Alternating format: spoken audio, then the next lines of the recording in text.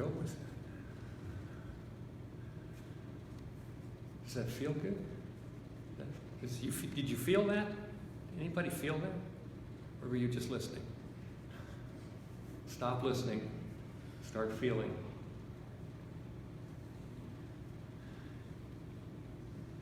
I want to talk a little bit today about, and it's interesting that the subject is freedom. To me, the most profound freedom is the freedom from fear. For it is fear that shackles us.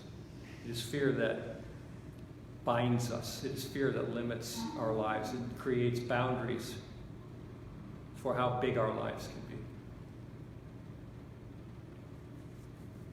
Maisie and I just got done traveling over 1,300 miles this week on America's highways. And as some of you know, I drive Uber part-time during the week. And so I'm on the road a lot. And it's good for me because that's my workshop. That's my laboratory. Because it's in behind the wheel of a car that the evil, sinister gene comes out.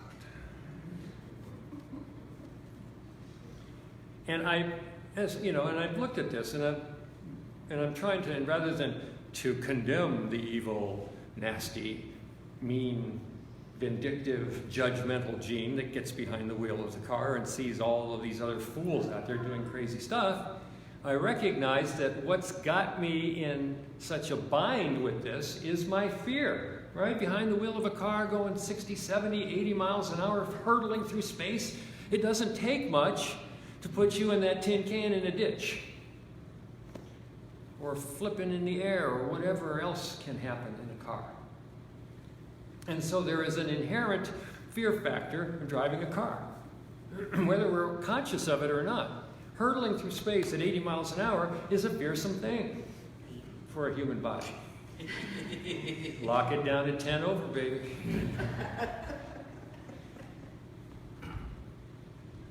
So what I have incorporated is a strategy in order to eliminate or at least mitigate the fear that is the limiting factor in my experience of life. And I use the driving the car because that's where the fear seems most profoundly evident in my life. What I used to say was, that fool just tried to kill me, right? Because he pulled in front of me, he changed lanes into the middle in front of me without signaling, or he came across 3 lanes of traffic to get to that off ramp that he forgot about. And I say he because that's just I learned English. That's the fallback, generic, neutral position. You ladies are not off the hook on that one. But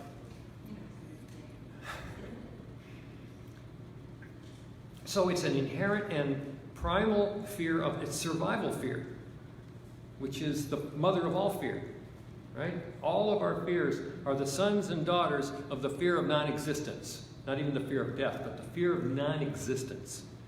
In the Hebrew scripture, it's Sheol, the abyss of non-existence. This is our basic fear. This is the foundational fear, and it's alive and well, vibrant and amplified, hurtling through space at 40 or 50 or 60 miles an hour. Does that feel better? I only say 60. So I have, in order to allay my fear, I have become oh so superstitious. Like a child. Children, what do children do? They create fantasy creatures, allies, perhaps. Well, I have, this invisible friend or that invisible friend, which attends me. And so I am legion. I'm not alone. I have allies. But here's what I've discovered. We've been talking in here for weeks about the difference between the Newtonian universe, Newtonian concepts of reality, and the quantum universe, the quantum concept of reality, where we are cause in the experiences of our own life. That there's nobody or no thing out there responsible for our experience. We are responsible for our own experience and what we experience out there. And that's a hard pill to swallow, because we go, are you kidding? I never, on my worst day, would have done that to myself. And that's right, you wouldn't have, not consciously. But we do it unconsciously. And so, in order to, and here's the thing, all of the research, somebody's wiser than I said, science is just what science is becoming is the systematic study of spirituality. That the scientists are now starting to discover the mechanisms that are at work in what we call spiritual experiences or spiritual perspectives.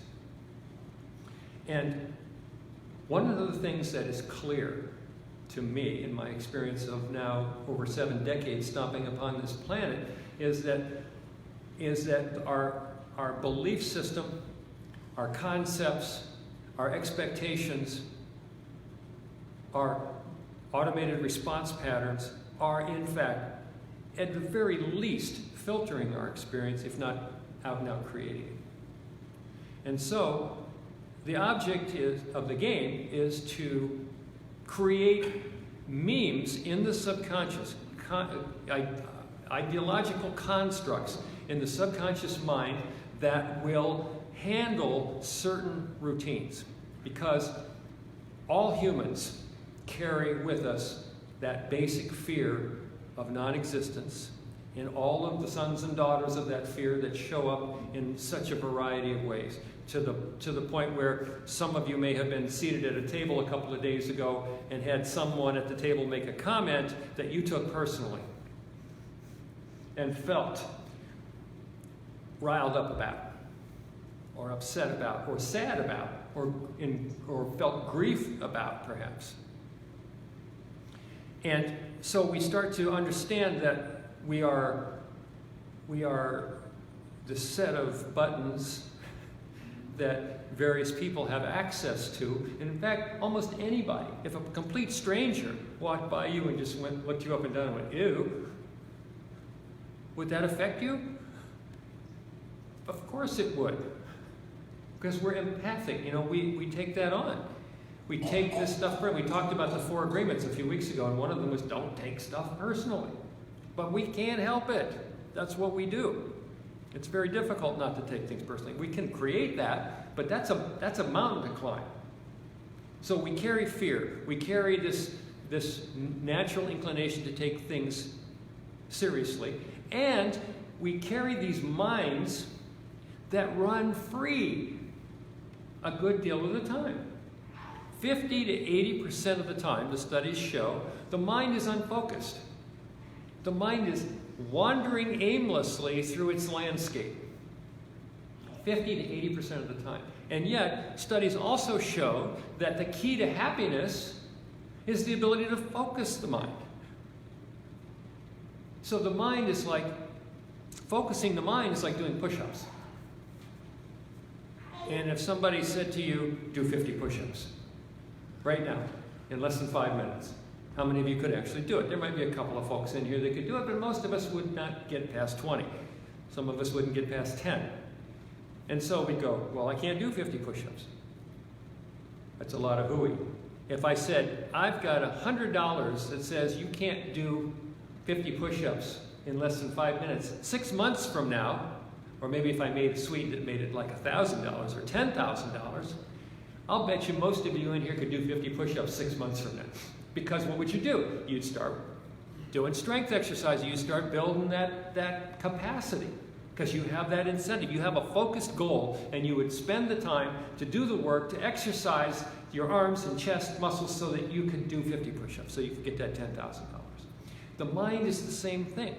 If we exercise our ability to focus the mind, that becomes stronger, that becomes more natural to us. And consequently, the mind will not be wandering 50 to 80% of the time, and the research tells us we'll be happier. So, how do you focus the mind? Again, it's exercise. And so there's a couple of things in play here. It's about creating mental discipline. And the mental discipline that I'm exercising as I'm driving my car, because I'm 2 different people, you have to understand, at least. When there's a passenger in the car and when there's no one in the car. Sound familiar? And I'm really good when there's a passenger in the car, but when there's no one in the car, that's when the evil, judgmental, demonic Gene comes out and starts screaming at me. Are you kidding me? Did you see what he just did? Turn in your license, pull it over, give me the keys. They had to deputize me. So when I hear that stuff coming out of my mouth now, I'm training myself to go, hello, hi, honey. I call my little ego mommy honey because he's 3 years old. I say, honey, I understand you're upset, and I understand you're not happy, but this is just something you have not accepted yet. So let's take a deep breath, take a time out, and remember, we're safe. How do we know we're safe? Because we have put into place allies to keep us safe. I have 5 archangels and another character who I employ while I'm driving. I get in my car. First thing I do is Reiki the car. Do all the Reiki symbols, get the car Reiki. Do a little infinite love and gratitude on the car. And then I call on Count Saint Germain. Some of you may know Count Saint Germain, the bearer of the purple flame. He's a character that shows up in history over about 4 centuries. And he was actually supposedly in the back of the room at the conference where they signed the Declaration of Independence, encouraging these men to be brave. Count Saint Germain, again, shows up in history over about 4 centuries, was known to be a man of considerable spiritual wherewithal. So Count Saint Germain is on my board of directors, and he has specific tasks that I assign to him. Count Saint Germain, keep us in cosmic timing, perfect cosmic timing. In other words, if some fool is going to jump across 2 lanes of traffic with no signal, it's going to happen in front of me or behind me. It's not going to happen right where I am because Count Saint Germain's got me timed up, right? And so, and of course, the thing that I always used to have to be the fastest guy on the road, right? I had to drive faster than anybody. I had to get where I was going faster than anybody. That was the reactive pattern that was driving me when I was driving. So Count Saint Germain is in charge of cosmic timing. And so when I get behind that little old person going 25 in a 25, I can't drive 25. How can you drive 25? Oh my God, why am I stuck behind this person? Ugh. Wait a minute. Wait a minute, Count Saint Germain's in charge of timing. That's just his way of slowing me down. Sometimes Saint Germain comes as a little old lady, big truck driver, old beat-up station wagon, whatever the song is. It's Count Saint Germain. He's slowing me down.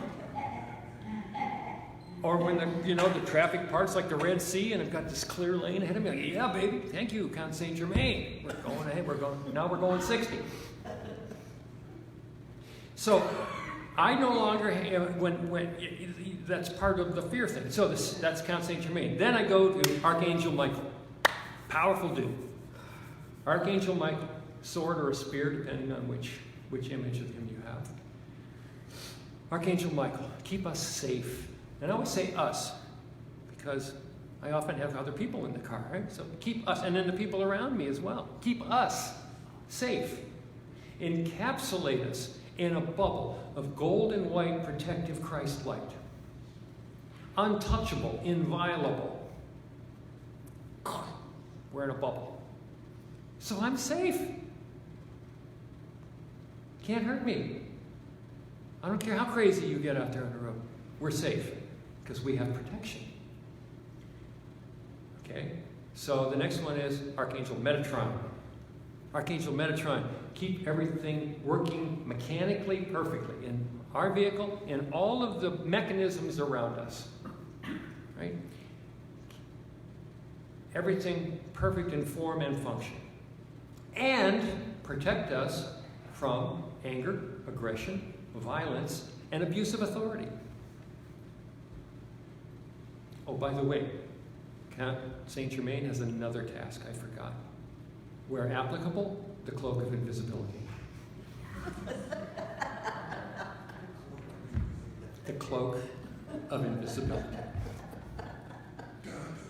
You may laugh, but here's the thing. Okay, so then we have Archangel Metatron. He's got his thing, and then we have our Archangel Raphael. Heal us. Keep us healthy, joyful, and prosperous. Archangel Uriel. Keep our words kind, true, and wise.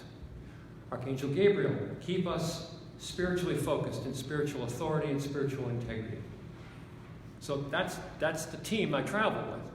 And you could say, well, that's cute, but what does it mean? What efficacy does it have?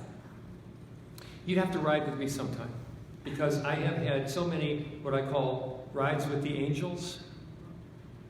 I mean, I've spun out on a highway twice in my life, and I'm on a major interstate highway, completely spun out and off the road, and totally uninjured both times.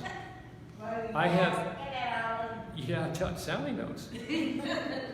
I was in a situation a few years ago traveling with my crew and driving a big custom van, full-size van, on the south side of Milwaukee, about 35 miles an hour.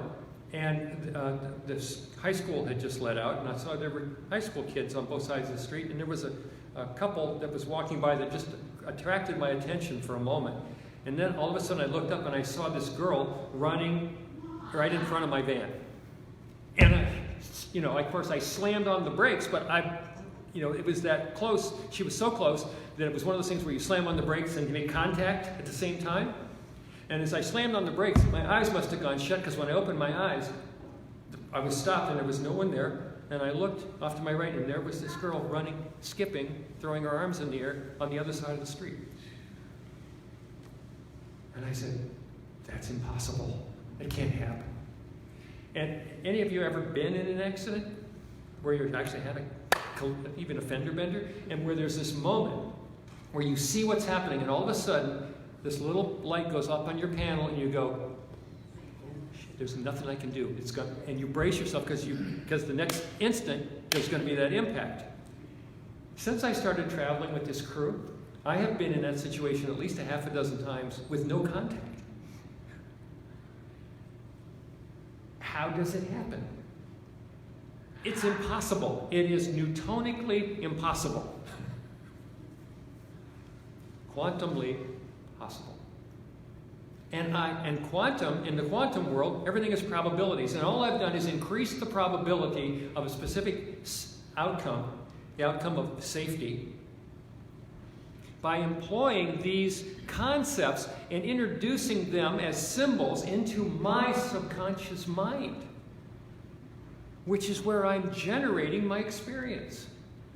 So as silly as this may sound, I invite you to try it. Try it, and if not this, come up with different characters. I mean, bring back Miles Davis, or, Freddie Mercury, or whoever does it for you, to create a concept of safety. And in that concept of safety comes great freedom. Because as we started out talking about, the greatest shackle we wear is that fear that we carry. And anything we can do to allay that fear opens up possibilities for us, opens up freedom for us to create more abundantly, to have life and have it more abundantly. It's my favorite red type quote in all of the 4 Gospels. Jesus said, I came to bring life and bring it more abundantly.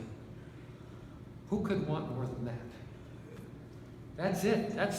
You want to know the key to happiness? That's it. Life abundant. We did a gratitude prayer in here earlier. I was listening to a pundit the other day on a TED Talk, and he was talking about the practice of gratitude and how he works it.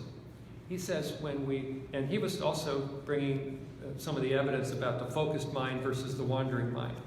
He said, when you first wake up in the morning, what are the first thoughts you become conscious of?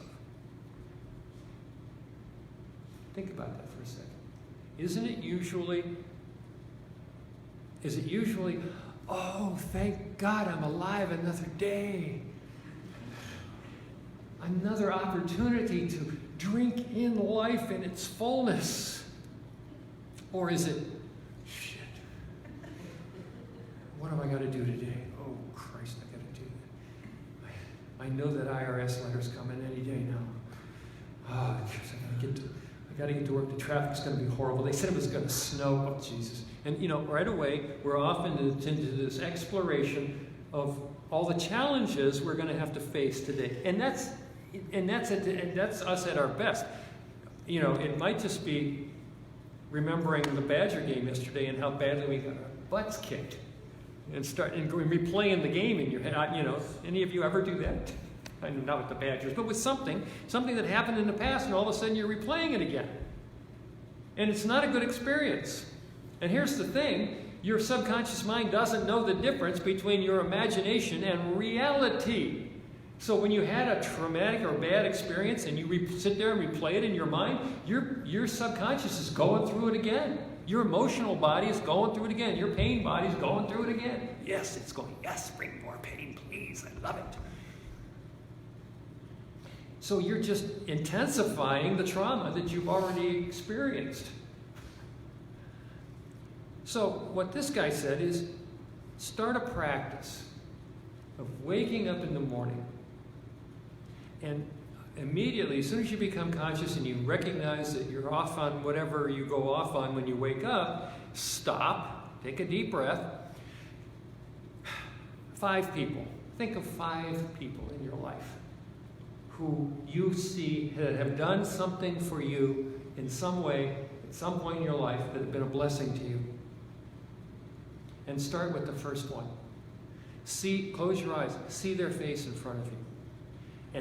And call them by name and thank them for being who they are. Thank them for bringing you the gifts that they brought you. Thanking them for the love they shared with you. And remembering that experience. Do that for 30 seconds or a minute. Then go to the second person. Do the same thing. Repeat this through all 5 of these people. And so by this time, you've spent 3 to 5 minutes with the mind focused and in a state of gratitude.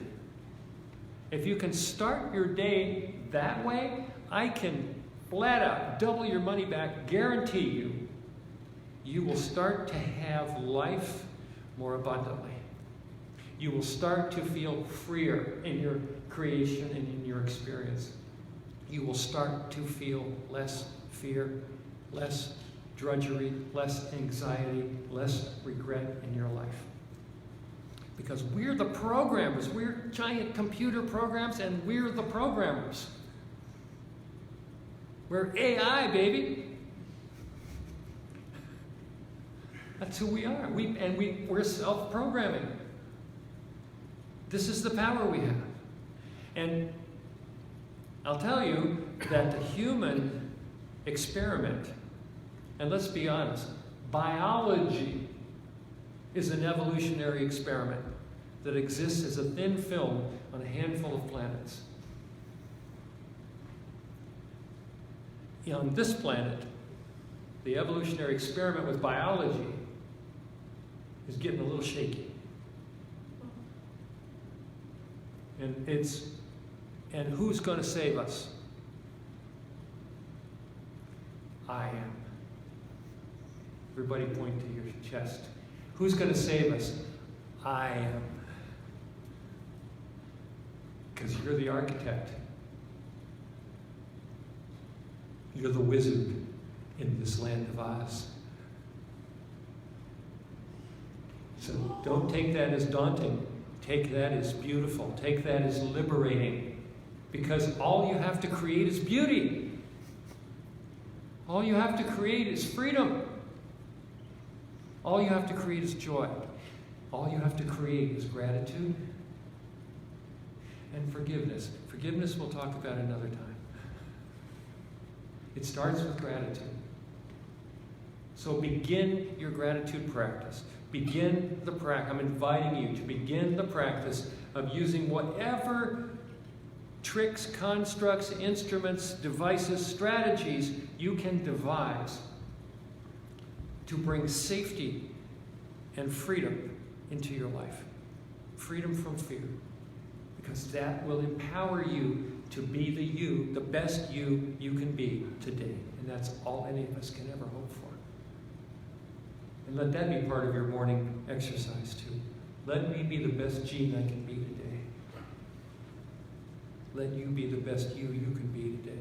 And if we do that every day, it's just like the push-ups, baby. We're going to do it. We're going to make that. We're going to win that 10 grand. Okay? We have agreement? Yes? Yes. So, thank you for your kind attention. And good night, Mrs. Drapkin. And I know where you are.